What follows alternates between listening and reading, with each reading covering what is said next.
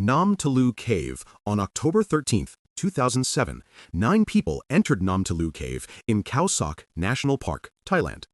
The group included 6 tourists, 4 Swiss nationals, a 10-year-old boy from Germany, and a teenage girl from the UK, as well as 2 Thai guides. The cave is known for its scenic passages filled with shallow water. During the dry season, guided tours are common, but this tour took place in the middle of Thailand's rainy season. The group entered the cave in the early afternoon. The weather at the entrance was stable, no rain had fallen in the area that morning, and conditions seemed safe. However, rainfall had occurred further upstream in the nearby mountains where the cave's watershed begins. Because Nam Talu is part of a complex drainage system, it is highly sensitive to upstream flooding. As the group made their way through the cave, they followed a stream passage that grew deeper. The guides noticed that the water level was slowly rising, but they continued deeper. Minutes later, a flash flood surged through the tunnel. The water rose quickly and flooded the narrow sections of the cave. Panic broke out. One of the guides instructed the group to climb a slope toward higher ground.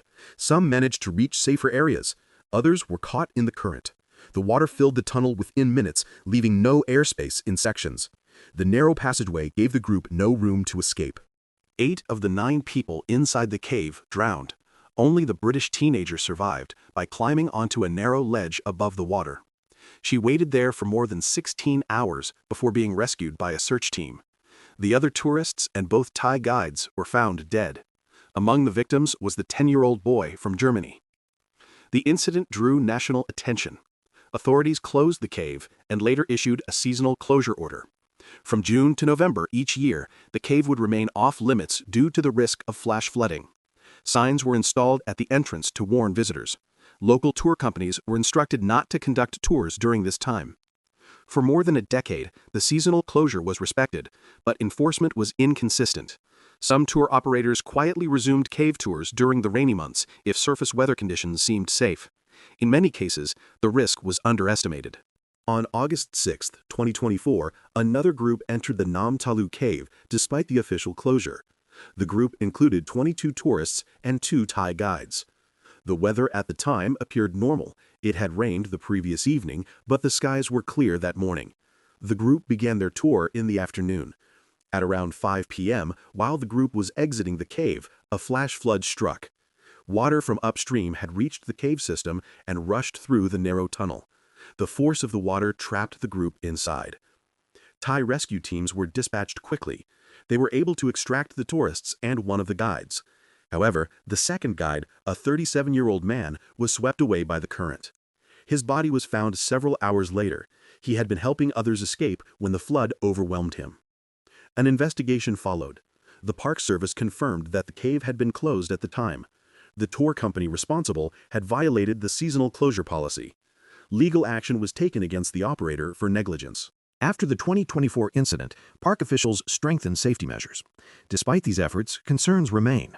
Some local operators continue to minimize the risks. In a region where tourism is a major source of income, there is pressure to keep popular attractions open.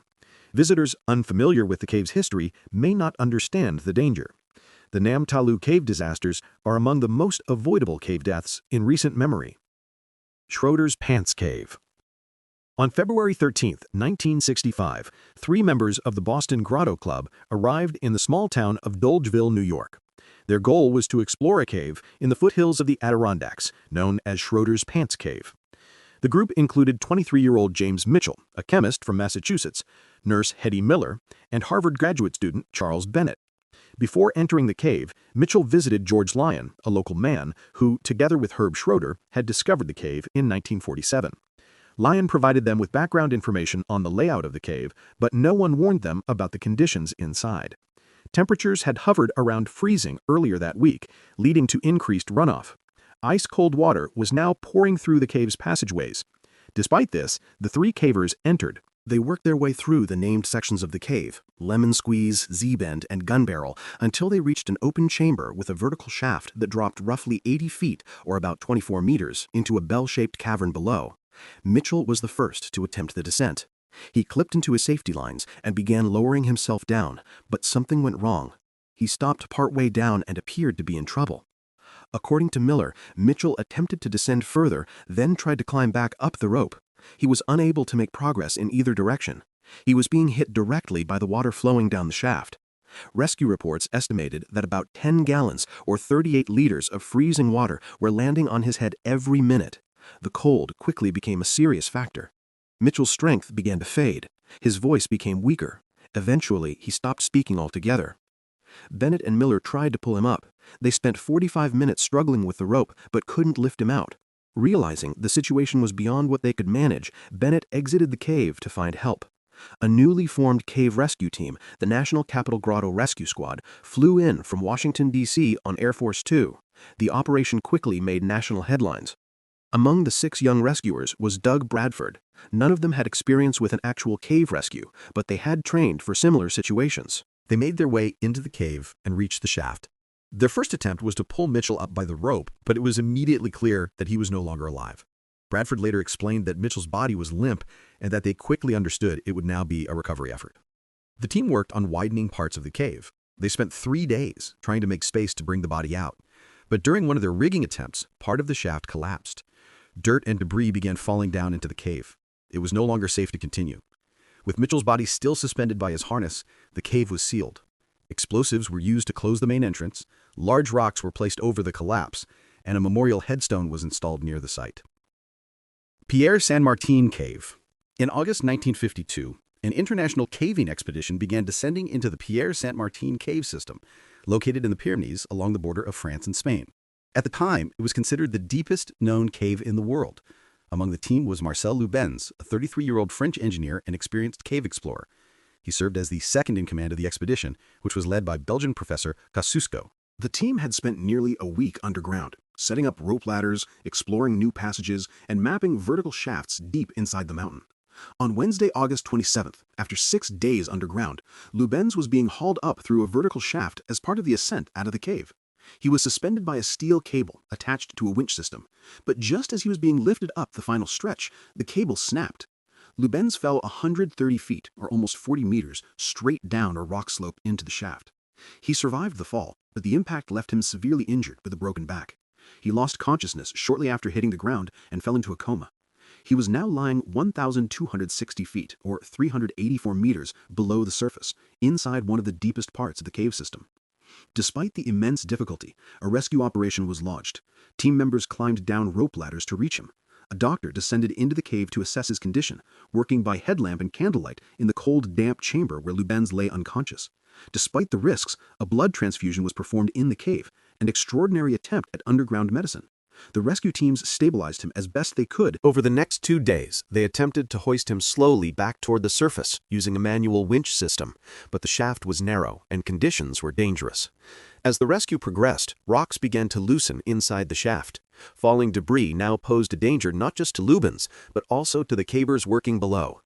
On the evening of August 29th, after nearly 36 hours of rescue efforts, Marcel Lubens died underground. Jord Bergletha Cave Tragedy. On February 6, 2014, 5 experienced Finnish cave divers prepared to enter one of the most dangerous underwater cave systems in Europe, Plura, also known as Jord Bergletha, located in northern Norway. Their goal was ambitious: dive through a 420-foot or 130-meter deep submerged passage, reach the other side of the mountain, and surface in a distant dry cave chamber. It was a journey that required precision, discipline, and perfect coordination. Each diver carried a closed-circuit rebreather, a high-tech breathing system that recycles air to allow deep dives for extended periods. The group was well prepared, but this cave had claimed lives before. The tunnels were narrow, the water near freezing, and the depth pushed the limits of human endurance. At first, everything went smoothly. The divers followed a fixed guideline that led through the submerged passages. They moved in a staggered formation, each managing their own buoyancy and trim in total darkness. After navigating through tight restrictions, they reached the deepest part of the route, where visibility dropped and the tunnels grew more unstable. Then, something went wrong. Around 360 feet, or 110 meters, deep, one diver, Jari, got stuck. It was in a narrow restriction between 2 rock walls, a point in the cave where movement was tight, even in perfect conditions. He became wedged, unable to go forward or back, and his rebreather began malfunctioning. In moments like this, panic is fatal. Another diver, Patrick, tried to help, but the tunnel was too narrow for both of them to maneuver. Visibility was dropping fast, and the water temperature was just above freezing. Silt from the cave floor filled the tunnel, and now both men were blind. Jari's breathing became frantic, and soon his mouthpiece slipped out. Patrick tried desperately to hold onto him, to insert the backup regulator, to free his partner's arm, but the effort failed. He had to make a choice: stay and die with him, or leave and find help. He left. Back at the surface, the remaining divers began to realize something was wrong. 2 men were missing. Emergency services were contacted, and within hours, the Norwegian police closed the cave. The bodies, they said, were unreachable. But the team didn't accept that. A few weeks later, a new plan was made in secret. A team of Finnish divers, including close friends of the deceased, returned to the cave against official orders. Over the course of 100 hours, they penetrated the deadly system again, this time solely for recovery. They worked in total silence, inching their way through the tunnel, navigating the same restrictions that had claimed their friends. When they reached the spot where Jari had died, they found his body still suspended in the narrow passage. His rebreather was flooded, his arms still in the same position as when he had last tried to escape. Behind him, deeper in the cave, they found the second diver, believed to be Kai, who had died while attempting to reach or help Jari. His equipment was mostly intact, but he had run out of breathable gas long before help could have arrived. After carefully securing the bodies and extracting them through some of the tightest passages in the system, the team brought their friends home. It was one of the most difficult recovery dives in history, documented in the 2016 film Diving into the Unknown. If you enjoyed this video, subscribe for similar ones, and feel free to drop suggestions for the next video in the comments.